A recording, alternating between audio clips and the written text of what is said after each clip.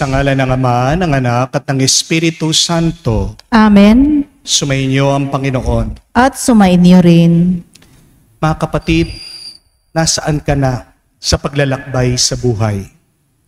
Ikaw ba ay nasa taas o ikaw ay nasa ibaba? Kumusta ang iyong buhay ngayon? Ito ba ay maginhawa o ikaw ba ay naghihirap? Just a warning. Be careful when you are on the top. You might have pride. But be careful when you are at the bottom. You might be bitter. Kung man ikaw ay paakyat o nasa tuktok na, stay humble. Pero kung ikaw ay nasa ibaba, stay hopeful. Mga kapatid, nasan man tayo sa ating paglalakbay sa buhay, panatili tayong nagpapatuloy na naniniwala at nagtitiwala sa Diyos. Dahil siyang magpupuno sa ating lakas, siyang magbibigay sa atin ng panibagong buhay, at sa pamamagitan lang ng ating Panginoong Jesucristo, tayo ay makakapasok sa Kanyang kaharian.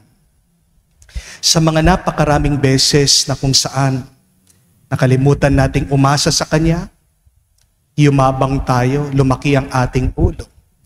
Nakalimutan natin, nakasama pala natin ang Diyos.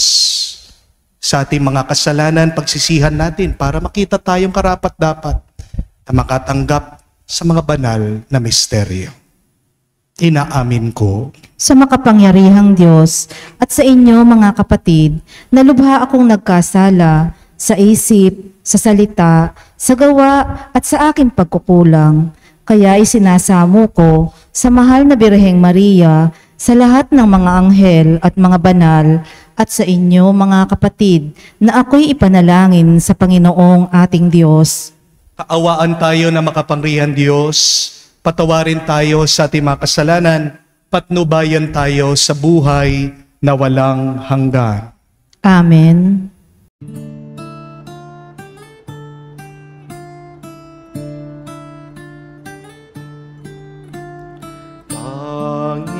Panginoon, maawa ka. Panginoon, maawa ka.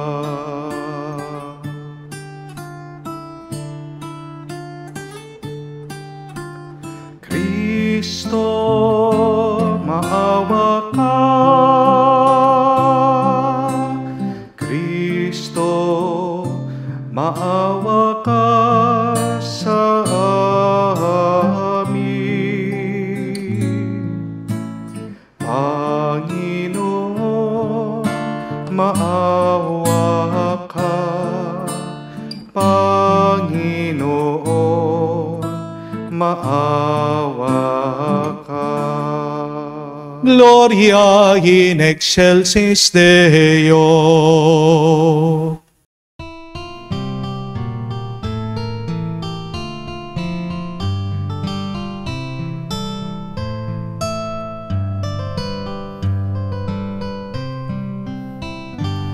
Luwalhati sa Diyos sa kaitaasan, paloob sa lupa ay kapayapaan. Pinupuri ka at ipinangdarangal, sinasamba ka dahil sa dakila mong kalwalhatian. Panginoon naming Diyos, Hari ng langit, Amang makapangyarihan, Panginoong Jesucristo, bugtong na anak ng Diyos, Kordero ng Ama. Ikaw na nag-aalis ng mga kasalanan ng sanlibutan. Tanggapin mo ang aming kahilingan, ikaw na naluluklok sa kanan ng Ama. Maawa ka sa amin, ikaw lamang ang banal, Panginoong Hesukristo, kasama ng Espiritu, sa luwalhati ng Ama. Amen, Amen, Amen, Amen. Manalangin tayo. Ama naming makapangyarihan, ayon nawang kagandahang loob ay manguna at sumubaybay sa aming pamumuhay ngayon at araw-araw, upang kami itaguyod sa paninindigang gumawa ng kabutihan sa pamamagitan ni Jesucristo kasama ng Espiritu Santo, magpa sa walang hanggan. Amen. Pagbasa mula sa Aklat ng Karunungan. Sapagkat napag-unawa kong ako'y tao lamang, ako'y nanalangin at binigyan naman ako ng kaalaman. Tumawag ako sa Diyos at binigyan ako ng karunungan. Higit na mahalaga sa akin ang karunungan kaysa trono at setro, at mas matimbang kaysa alinmang kayamanan. Hindi ko may pagpapalit maging pinakamahal na halaas. Ang ginto ay tulad lamang sa buhangin kung iahambing sa karunungan. Ang pilak na may nagmimistulang putik kapag inihambing sa kanya. Para sa akin, siya'y higit pa sa kalusugan o kagandahan. Mas gusto ko siya kaysa alinmang ilaw, sapagkat ang luningning niya'y walang pagkupas. Nang kamtan ko ang karunungan, dumating sa akin ang lahat ng pagpapala. Siya ang nagkaloob sa akin ng kayamanang walang kapantay. Ang salita ng Diyos. Salamat sa Diyos. Pag-ibig mo'y ipadama, aawit kaming masaya. Pag-ibig mo'y ipadama, aawit kaming masaya. Yamang itong buhay nami maikli lang na panahon, itanim sa isip namin upang kami ay dumunong. Hanggang kailan pa ba, poon titiisin, yaring lagay, nitong iyong mga lingkod sa gitna ng kahirapan. Pag-ibig mo'y ipadama, aawit kaming masaya. Kung umagay ipadama, yaong wagas mong pag-ibig, at sa buong buhay nami may galak ang aming awit. Yaong naging hirap nami tumbasan mo ng ginhawa, singhaba rin ng panahon ang ipalit na ligaya. Pag-ibig mo'y ipadama, aawit kaming masaya. Ipakita sa lingkod mo ang dakila mong gawain. Sa kasunod naming lahi ay gayon mo ring ituring. Panginoong naming Diyos, kami sana'y pagpalain. Magtagumpay sana kami sa anumang aming gawin. Pag-ibig mo'y ipadama, aawit kaming masaya. Pagbasa mula sa sulat sa mga Hebreyo. Ang salita ng Diyos ay buhay at mabisa, higit na matalas kaysa alinmang tabak na magkabilay talim. Ito'y tumatagos maging sa pinaghihiwalayan ng kaluluwa at espiritu, ng mga kasukasuan at ng utak sa buto, at nakakataho ng mga iniisip at binabalak ng tao. Walang nakapagtatago sa Diyos. Ang lahat ay hayag at lantad sa kanyang paningin, at sa kanya tayo magsusulit. Ang salita ng Diyos. Salamat sa Diyos.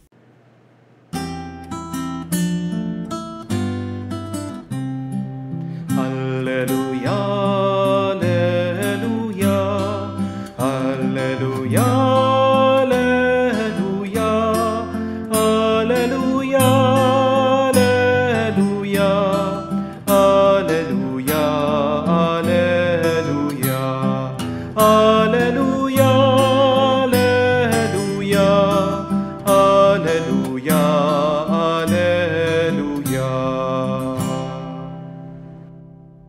Mapalad ang mga taong walang inaasahan kundi ang Diyos, sapagkat mapapabilang sila sa kaharian ng langit. Aleluya, aleluya. Sumainyo ang Panginoon. At sumainyo rin. Ang mabuting balita ng Panginoon ayon kay San Marcos. Papuri sa iyo, Panginoon. Nung panong yun, habang paalis na si Jesus ay may isang lalaki patakbong lumapit. Lumuhod sa harapan niya at nagtanong, "Mabuting guro, ano po ang dapat kong gawin upang magkamit ng buhay na walang hanggan?" Sumagot si Jesus, "Bakit mo ko tinatawag na mabuti? Walang mabuti kung hindi ang Diyos. Alam mo ang mga utos, huwag kang papatay, huwag kang mangangalunya, huwag kang magnanakaw, huwag kang magsisinungaling sa iyong pagsaksi, huwag kang mandadaya, igalang mo ang iyong ama't ina." "Guro," sabi ng lalaki, "ang lahat po ng iyan ay tinupad ko mula sa aking pagkabata." Magiliw siyang tinignan ni Jesus at sinabi sa kanya, "Isang bagay pa ang kulang sa iyo. Pumayo ka, ipagbili mo ang iyong ari-arian at ipamigay sa mga dukha ang pinagbilhan at magkakaroon ka ng kayamanan sa langit. Pagkatapos bumalik ka at sumunod ka sa akin." Namanglaw ang lalaki nang marinig ito at malungkot na umalis sapagkat siya'y napakayaman. Tinignan ni Jesus ang mga nasa paligid niya at sinabi sa kanyang mga alagad, "Napakahirap mapabilang ang mga mayayaman sa pinaghaharian ng Diyos." Nagtaka ang mga alagad sa pananalitang ito. Muli sinabi ni Jesus, "Mga anak, talagang napakahirap mapabilang sa pinaghaharian ng Diyos. Madali pang makaraan ang kamelyo sa butas ng karayom kaysa pasakop sa paghahari ng Diyos ang isang mayaman." Lalong nagtaka ang mga alagad, kaya't sila'y nagtanungan, kung gayon, sinong maliligtas? Tinignan sila ni Jesus at sinabi sa kanila, "Hindi ito magagawa ng tao, ngunit hindi ito mahirap para sa Diyos. Magagawa ng Diyos ang lahat ng bagay." At nagsalita si Pedro, "Tingnan po ninyo, iniwan namin ang lahat at kami sumunod sa iyo." Sinabi ni Jesus, "Tandaan ninyo ito, ang sino man mag-iwan ng bahay o mga kapatid, ina, ama, mga anak, mga lupa, dahil sa akin at sa mabuting balita, ay tatanggap na makasandaang ibayo sa buhay na ito. Mga bahay, mga kapatid, mga ina, mga anak, at mga lupa, ngunit may kalakip na pag-uusig, at sa kabilang buhay ay magkakaroon ng buhay na walang hanggan." Mga kapatid, ang mabuting balita ng ating Panginoon. Pinupuri ka namin, Panginoong Hesukristo. Magandang araw po muli sa inyong lahat and a blessed Sunday po sa inyong lahat. Happy Sunday po, pakigreet naman ang bawat isa with a smile. Happy Sunday! Isama po natin sa ating panalangin ngayong linggo ang ating mga kapatid na nahihirapan sa ibang bansa, lalong-lalo na sa Amerika, sa state of Florida dahil po sa napakalaki at matinding bagyo. Naway ang ating mga kababayan, lalong-lalo na, ay maligtas sa kapahamakan. At ganyan din po, ipagdasal po natin ang ating mga kapatid na nasa Middle East, doon po sa Lebanon at sa Israel. Naway sila ay maligtas sa anumang kapahamakan ng gera. Let us continue praying for one another. Amen? Nung po minsan, merong isang kwento tungkol po sa isang driver nagmamaneho. Pero habang nagmamaneho po itong driver, bigla daw po siyang nagutom at dinaan po niya ang kanyang sasakyan dito po sa drive-thru sa restaurant. Siya po ay nag-fast food muna. Pero habang nag-o-order po siya doon sa drive-thru, napalingon po siya sa kanyang likod at nakita po niya ang mga tao nakakunot na ang kanilang kilay. Nagagalit. Sabi niya sa kanya sarili, gutom ako eh. Baka malipasan ako ng gutom, baka manghina ako. Baka mag-pass out ako dito, hindi ako makapag-drive. Pinabayaan po niya yung mga tao. At pagkatapos po niyang makuha yung kanyang order, pinagpatuloy niyang kanyang pagmamaneho. Pero napansin po nitong driver, yung kanyang sasakyan ay kakaunti na lang ang gasolina. Kaya nung kanyang ginawa, idinaan muna yung kanyang sasakyan dito sa gas station. At habang pinapagas po niya, napalingon na naman ang driver, nakita po niya, itong mga tao, nagsasabi-sabi na, nagre-reklamo. Pinabayaan po niya, kahit na mayroon na siya naririnig na masama galing sa mga tao. At pagpatuloy po siya sa kanyang pagmamaneho. Ilang saglit, naiinip na po itong driver. Kaya sa kanyang pagmamaneho, bigla niyang sinindihan. Siya po ay nagpatugtog ng musika. Rock and roll daw po. Napakalakas para po mawili, hindi mabagot itong driver. At napalingon po siya dito sa mga tao. Nagmumura na po. Galit na galit. Nagre-reklamo sila. Pinabayaan po niya yung mga tao. Pagka-uwi po nitong driver, nagkwekwento siya sa kanyang misis. Sabi niya, hindi ko ba maintindihan doon sa mga tao dito sa aking pinagmaneho? Wala namang masama doon sa aking ginawa. Nagutom ako, nag-drive-thru muna ako, nauubusan ng gasolina ang aking sasakyan, dinaan ko muna sa gas station. Nung nababagot ako, nagpatugtog ako ng musika, ng rock and roll, pero galit na galit sila, nagre-reklamo sila. Ito pong misis niya, sinabihan siya, sabi, alam mo wala naman talaga masama doon sa ginawa mo eh. Pero baka nakalimutan mo, nagmamaneho ka para sa punerarya. Yung dala-dala mo patay. Hindi mo ba naisip yun? Kaya galit na galit sila. Dinaan mo sa drive-thru, dinaan mo doon sa gasolina, may dala kang patay, sabi po ng asawa niya. Mga kapatid, hindi po ba meron talagang mga taong ganyan? Walang nakikitang mali sa kanilang ginagawa. Meron talagang mga tao na feeling nila sila ang palaging tama. Anong tawag niyo dyan? Yung mga pabida. Kala nila sila lang ang sentro ng kwento. Meron talagang mga tao, makasarili sila. Sa psychology, ang tawag po natin sa mga taong yan ay narcissist. Sa simpleng termino, ang tawag po natin sa kanila ay mayayabang. At ang mga Gen Z, mga netizens po ngayon, ang tawag nila sa mga may ugaling ganyan ay feeling main character. Maganda pong itanong yan, mga kapatid, hindi po ba? Tayo. Ikaw, baka feeling bida ka rin. Ikaw, baka naman nagiging makasarili ka na. Baka yumayabang ka na. Ikaw, baka feeling mo main character ka na. Wala pong tao na natutuwa sa mga mayayabang, sa mga makasarili. Hindi po ba? Kahit din po ang ating Panginoon, hindi siya nasisiyahan sa mga pabida, sa mga nagmamayabang. Dahil ang mga nagtataas sa kanilang sarili ay binababa ng Diyos. At ang mga taong puno ng pride ay hindi daw makakapasok sa kaharian ng Diyos.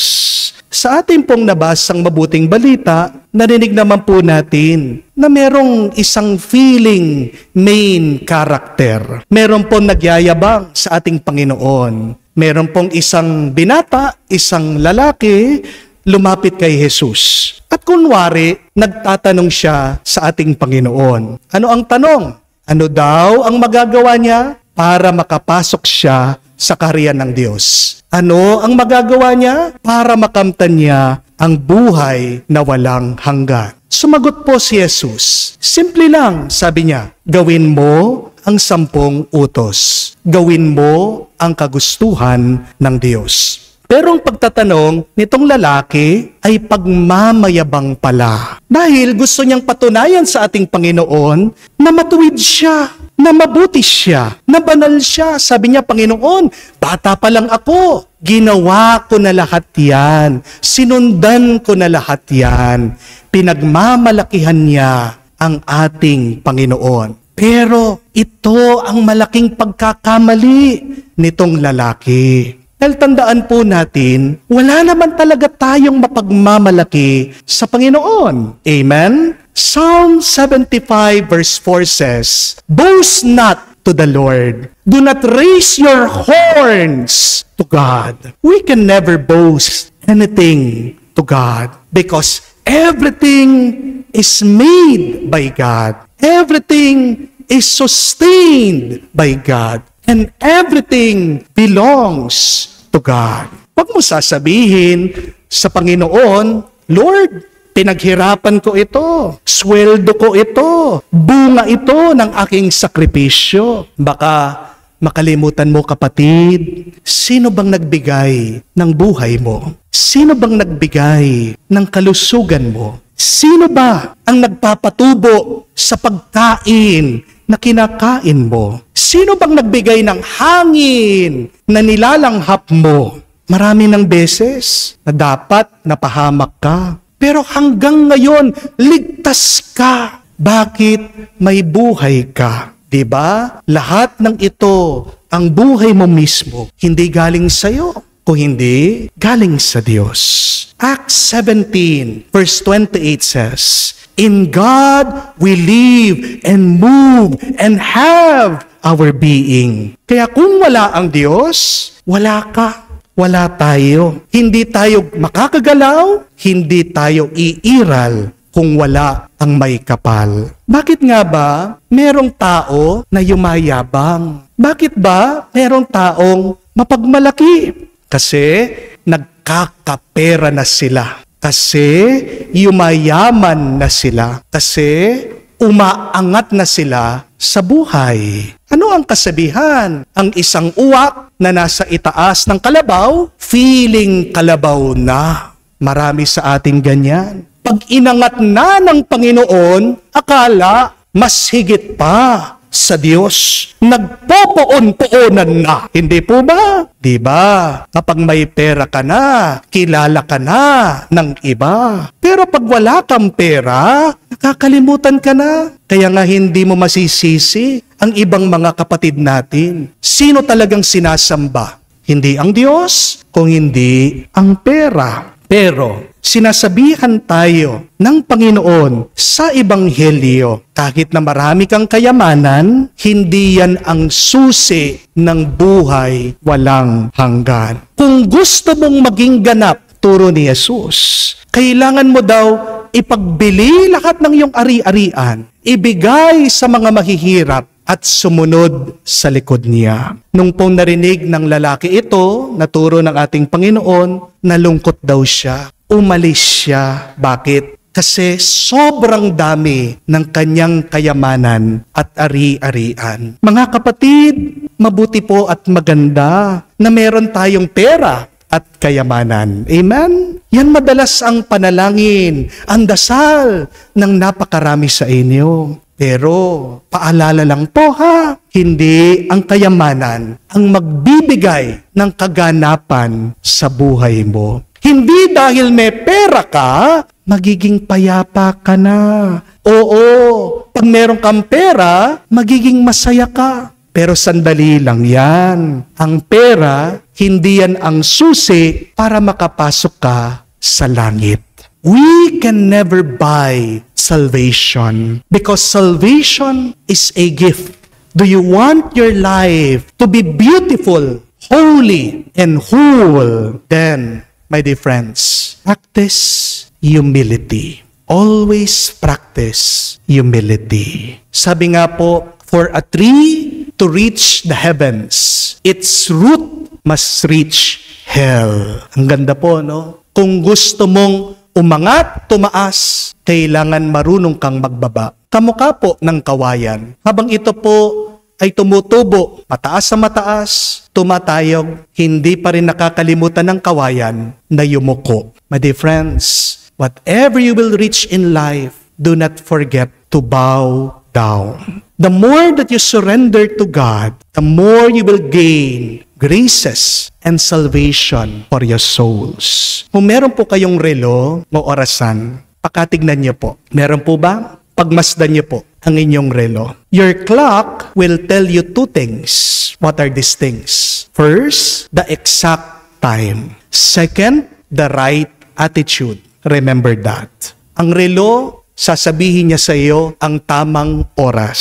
Pero pagmasdan mo ang galaw ng relo, tuturuan ka ng tamang pananaw, ng tamang pag-uugali. At ano ang tinuturo ng relo sa atin? Ano ba ang tamang pananaw at pag-uugali? Ito, na lahat ng bagay sa buhay mo ay lilipas din. Your clock is telling you, hey, everything will pass in this life.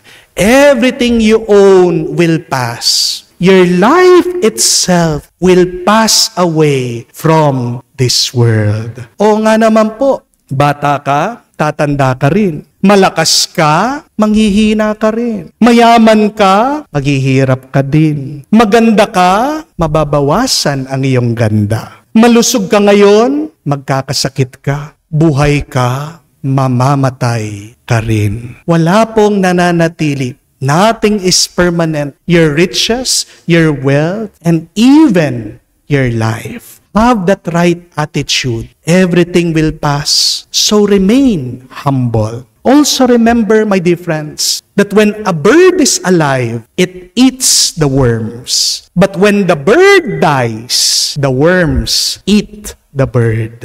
Huwag kang magmamayabang. Huwag kang magmamalaki. Dahil baka naman, ang mga pinagmamalakihan mo, darating ang araw, silang aangat at sila naman ang titingin sa iyo pababa. Someday, my dear friends, we will enter heaven. Not because every day we go to church, not because you always pray the rosary, not because you serve in the church or donate to people. Yes, these things will help you to receive a reward. Hindi naman po masasama ang mga bagay na yan. Pagpatuloy niyo po, makakakuha po kayo. Kayo ay makakatanggap ng grasya dahil sa mga bagay na yan. Pero, ano po ang magiging dahilan? Kung pagdating ng araw tayo makakapasok sa kaharian ng Diyos, ito ay dahil pinapasok tayo ni Jesus.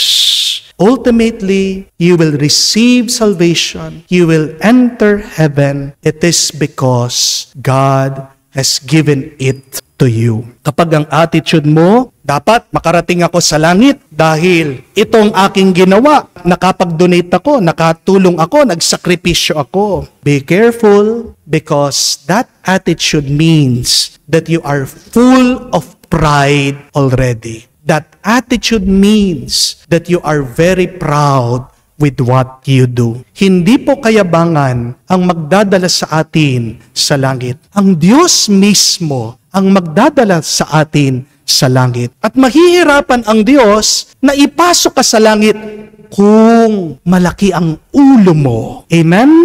Mahihirapan ang Diyos na iangat ka sa langit kung may bigat ang loob mo. Understand, my dear friends, someday we will enter heaven because God is loving, God is gracious to us, and God is so good to us. Meron po akong nakaibigan dito sa parokya, nagsaserve siya. Nung minsan po, nagkwentuhan kami. At nagkwento po niya, nung po nag-uumpisa pa lang daw siya sa kanyang pamilya, talagang walang-wala daw po siya. Hirap na hirap. Umaasa daw po siya sa kanyang mga tiyahin na nasa ibang bansa. Pinapadala daw po yung pera dito sa kanilang kapatid, dito sa kanyang isang tiyahin. Pero pag daw po makakatanggap na siya ng tulong dun sa tiyahin niya, napakasama daw po magsalita. Nilalait palagi sila. Lalong-lalo na pag dumadating daw po yung kanyang mga anak doon, sinasabihan sila,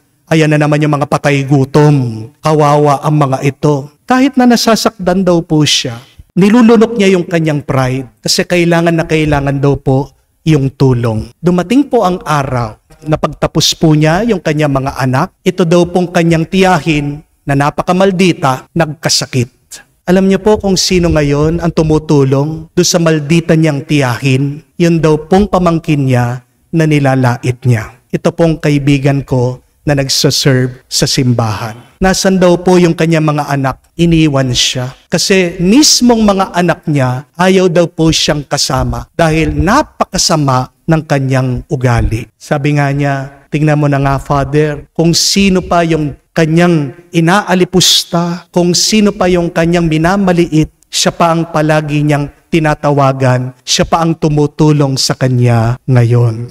O nga naman po mga kapatid, hindi po ba kung sino yung iyong binababa, pagdating ng araw, siya pa ang mas nakaangat sa iyo, siya pa ang tutulong sa iyo. Mag-ingat po kayo kung ayaw niyo po na ibaba kayo ng Panginoon. Manatili sana kayong nagpapakumbaba. Don't wait for the Lord to humble you, but start humbling yourself. Napakaganda po ng paniniwala ng mga Egyptians. Pag namatay daw po ang isang tao, bago po makapasok ang kaluluwa sa kanilang kalangitan, kukunin muna po yung puso ng tao. At ito po ay titimbangin ang katapat, isa pong balbon ng manok, balahibo ng manok, a feather. Pag daw po mabigat ang puso ng tao, hindi daw po ito makakapasok sa kanilang langit. Napakaganda po nun, no? Kailangan maging magaan ang iyong kaluluwa para ito ay makapasok sa kaharian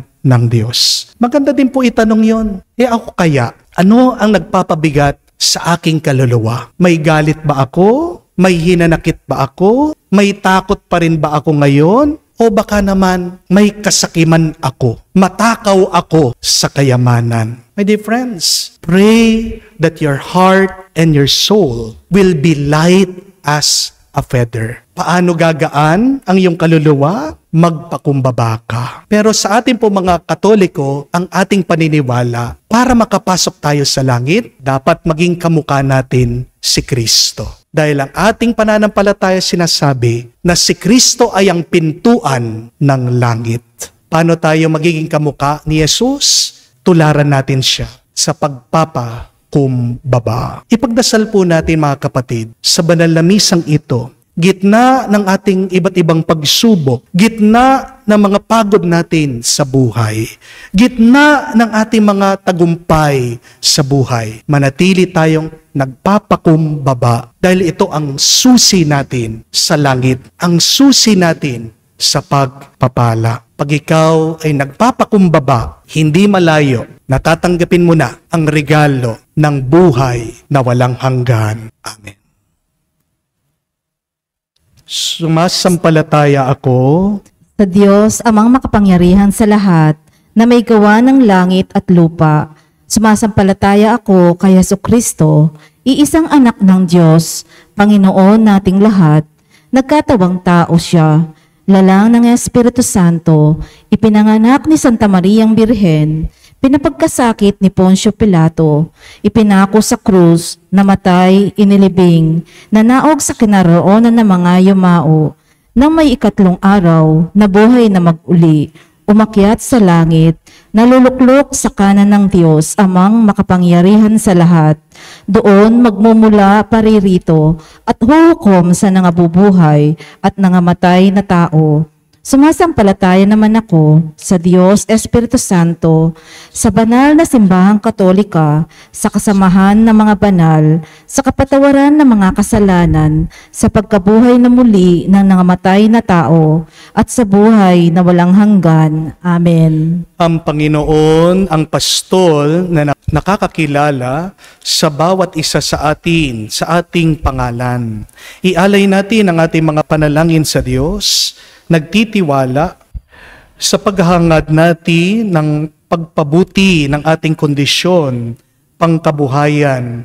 Alalahanin natin na may mga higit na napakahalaga sa buhay, na di dapat may sakripisyo para sa material at pansariling kapakinabangan. Ipahatid natin sa Panginoon ang ating kahilingan, ating sabihin, Panginoon, dinggin mo kami. Panginoon, dinggin mo kami.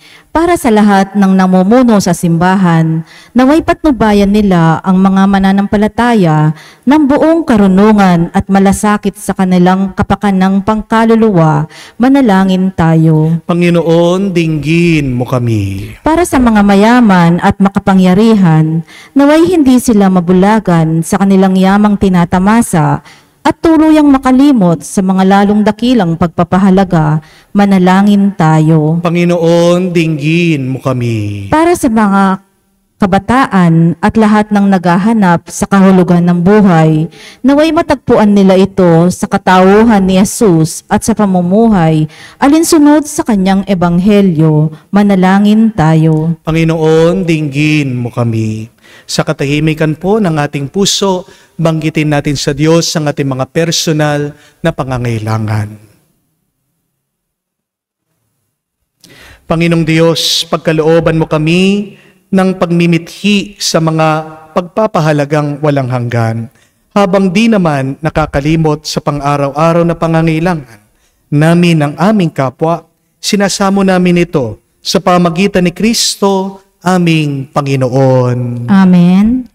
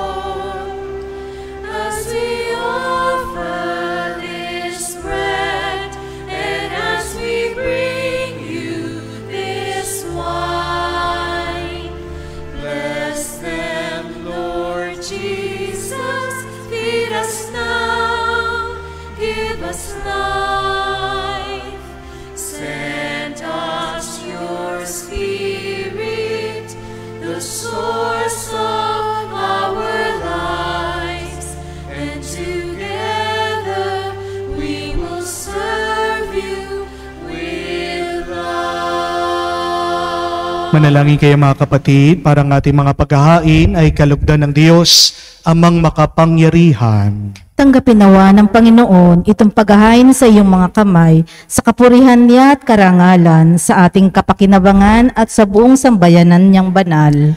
Ama naming lumikha, tanggapin mo ang aming pangapanalangin, ang aming mga paghahain, upang sa ginaganap naming pagdiriwang, kami makatawid sa kaluwalhatian sa pamamagitan ni Jesucristo kasama ng Espiritu Santo magpa sa walang hanggan. Amen. Sumayin niyo ang Panginoon. At sumayin niyo rin. Itaas sa Diyos sa inyong mga puso at diwa.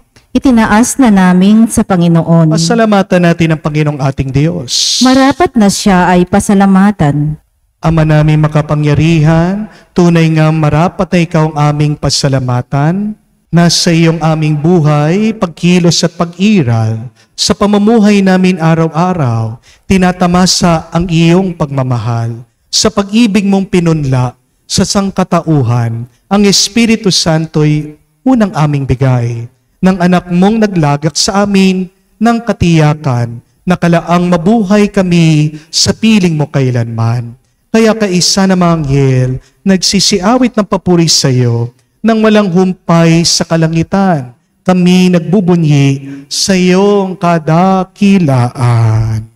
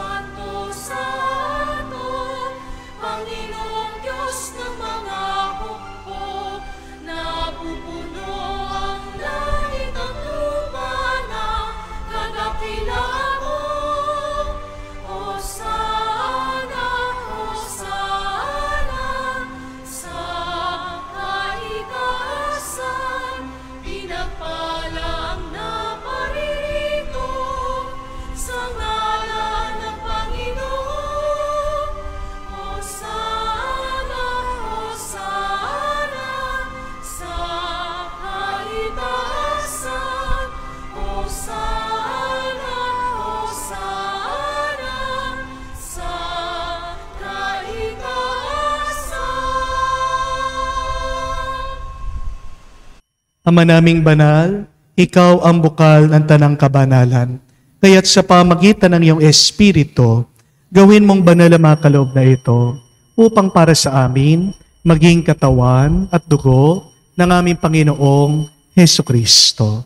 Bago niya pinagtiis ang kusang loob na maging handog, hinawakan niyang tinapay, pinasalamatan kanya, pinaghati-hati niya yon, inabot sa kanya malagad at sinabi, tanggapin ninyong lahat ito at kanin.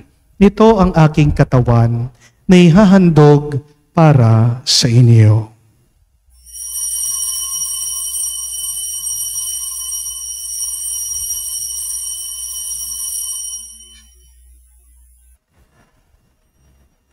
Gayon din naman nang matapos ang hapunan, hinawakan niyang kalis, muli kanyang pinasalamatan. Inabot niya ang kalis sa kanya malagad at sinabi, tanggapin ninyong lahat ito at inumin. Ito ang kalis ng aking dugo, ng bago at walang hanggang tipan. Ang aking dugo na ibubuhos para sa inyo at para sa lahat sa ipagpapatawad ng mga kasalanan. Gawin ninyo ito sa pag-aalaala sa akin.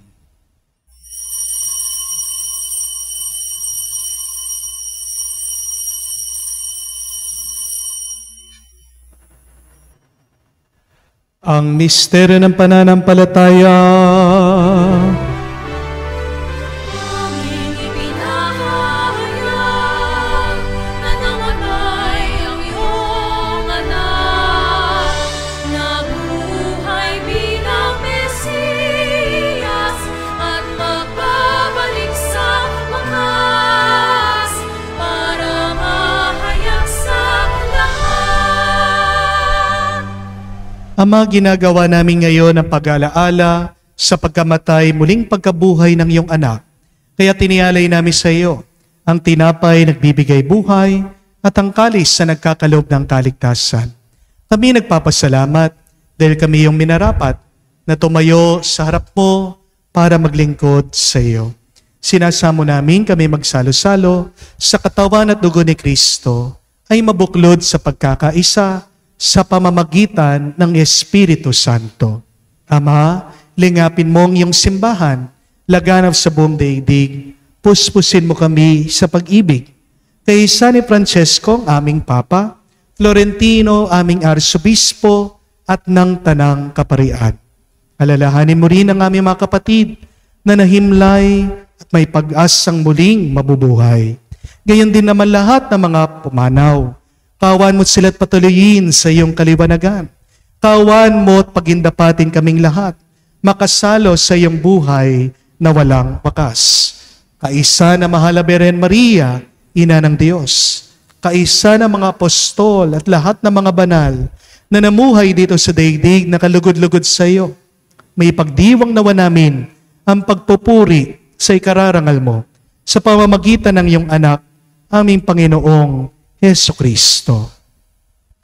Sa pamamagitan ni Kristo, kasama niya at sa Kanya, ang lahat ng parangal at papuri ay sa iyo, Diyos Ama, makapangyarihan, kasama ng Espiritu Santo, magpasawalang hanggan. Amen, Amen, Amen. Sa nakakagaling na utos sa turo ni Jesus sa Panginoon natin at Diyos, ipahayag natin ang lakas loob.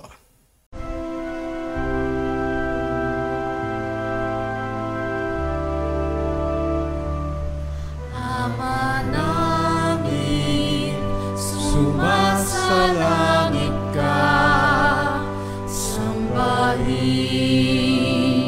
ang ngalan mo, mapasa amin ang kaharian mo,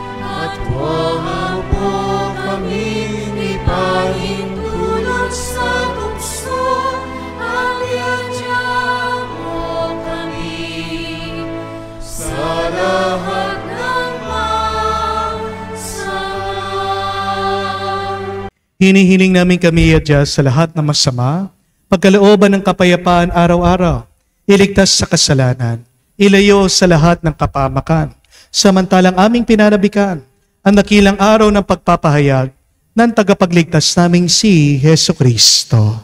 Sapagkat iyo ang kaharian at ang kapangyarihan at ang kapurihan magpakailanman. Panginoong Yesu Kristo, sinabi mo sa iyong mga apostol, kapayapaan ang iniiwan ko sa inyo. Ang aking kapayapaan binibigay ko sa inyo. Tunghayan mo ang aming pananampalataya. Huwag ang aming pagkakasala. Pagkalooban mo kami ng kapayapaan at pagkakaisa, ayon sa iyong kalooban. Kasama ng Espiritu Santo, magpa sa walang hanggan. Amen. Kapayapaan ng Panginoon ay laging sumainyo. At sumainyo rin. Magbigayan po kayo ng kapayapaan sa bawat isa. Peace with you po. Kapayapaan sa inyo po lahat. Kordero ng Diyos na nag-aalis ng mga kasalanan ng sanlibutan, maawa ka sa amin. Maawa ka sa amin. Kordero ng Diyos na nag-aalis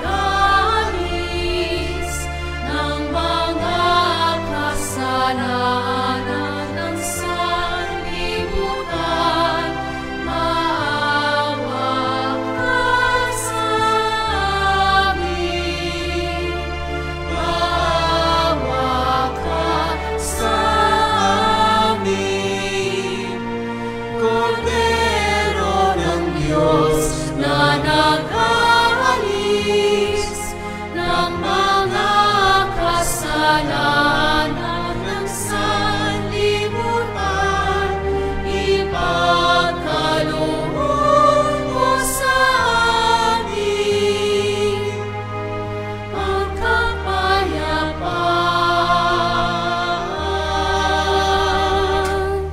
Mga kapatid, naririto ang ating Panginoong Jesucristo, ang Kordero ng Diyos, nag-aalis sa mga kasalanan ng sanlibutan. Mapalad tayong lumalapit sa piging ng Kordero. Panginoon, hindi ako karapat-dapat na magpatuloy sa iyo, ngunit sa isang salita mo lamang ay gagaling na ako.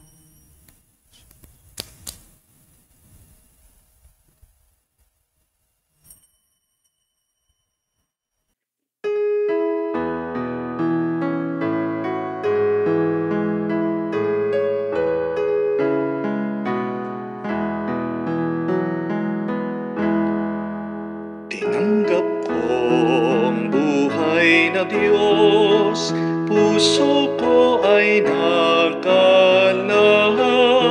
Tinanggap ko ang buhay na Diyos, puso ko ay natuwa.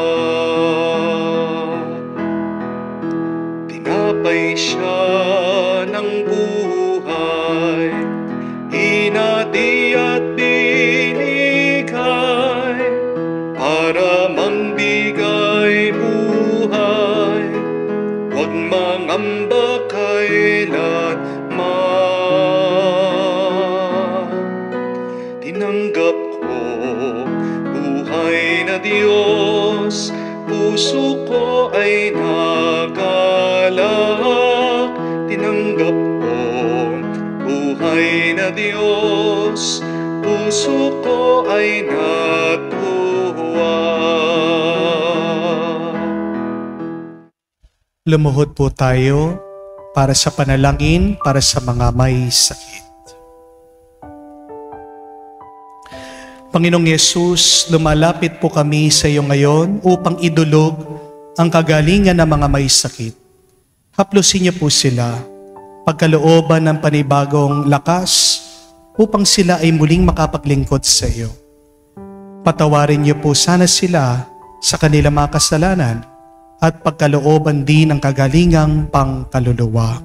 Sa katahimikan po ng ating puso, banggitin natin sa Diyos ang pangalan ng ating mga kapatid na humihiling ng mabilis na kagalingan.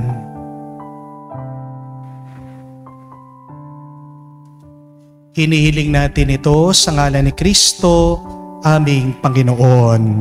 Amen. Panalangin para sa mga OFW. Ama, pinapanalangin namin sa iyo ang natatanging kahilingan ng lahat ng mga nagtatrabaho sa ibang bansa. Tulungan mo sila bawat sandali ng kanilang buhay habang nasa ibang bansa. Palakasin mo sila kapag pinanghihinaan sila ng kalooban. Pagalingin mo sila tuwing nagkakasakit. Aluin mo sila kapag nalulungkot sila. Ilayo mo sila sa anumang masama at kapahamakan upang magpatuloy sila lagi sa kanilang buhay. Mapahalagan nawan ng kanilang mga pamilya ang bawat sakripisyo nila sa ibang bansa upang wag masayang ang kanilang pagpapagal. Kaawaan at pagkalooban mo ng biyaya ang lahat ng mga OFW dahil sa iyo lamang aasa at wala nang iba pa. Ang lahat na ito ay sama-sama naming panalangin sa ngalan ni Jesus. Amen. Banal na mukha ni Jesus.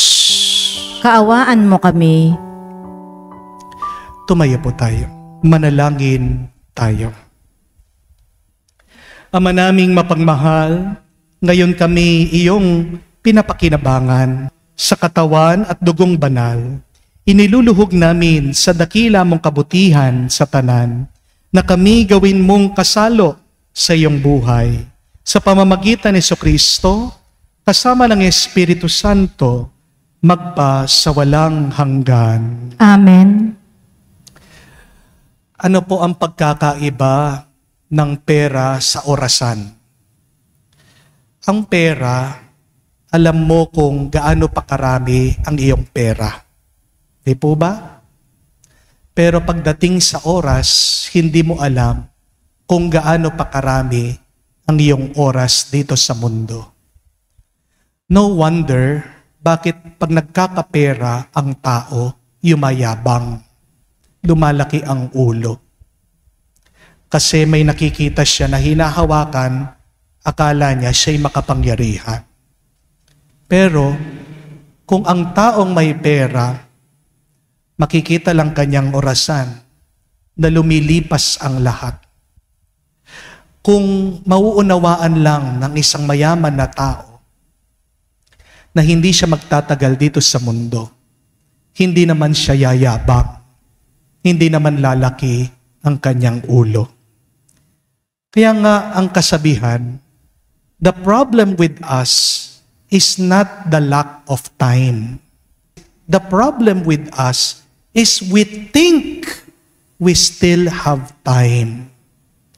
My dear friends, you do not know that. Hindi po natin alam kung hanggang kailan ang buhay natin dito sa mundo. Kaya nga, the greatest attitude, more than gratitude, next to it is humility. Be grateful, appreciate everything, but always humble yourself. May napanood po ako, si Ramon Ang, hindi ko po alam kilala niyo, yung mayaman na dating CEO ng San Miguel, bilyonaryo po yan. Pero nung nakita niya yung senador, yumuko siya, nagmano siya doon sa senador. Napanood niyo po ba? Yung video na yon, hanapin niyo po. Ako po ay nabilib. Sabi ko, wow. Bilyonaryo yung tao pero marunong magpakumbaba. Sana tayong lahat po, matutunan natin yan. Marunong tayong magpakumbaba. So, for your assignment, please, look at the time. Look at the passing of time. And say to yourself, all of this will pass. Lilipas lahat ng ito, ikaw lilipas ka rin. And pray for the grace of humility. Always be humble. Wag po kayong mag-alala. Kung tayo man ay makakarating sa langit, hindi dahil pinaghirapan mo. Ikaw ay makakarating sa langit dahil Pinaghirapan yan ng Diyos. Mas makapangyarihan ng Diyos. Walang imposible para sa Diyos.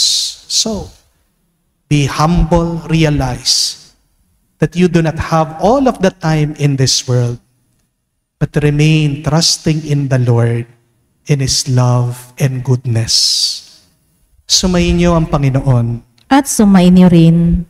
at basbasan kayo ng Diyos, makapangyarihan sa lahat, sa ngalan ng Ama, ng Anak, ng Espiritu Santo. Amen. Ang ating misa ay natapos na. Humayo kayo sa kapayapaan ni Kristo. Salamat sa Diyos.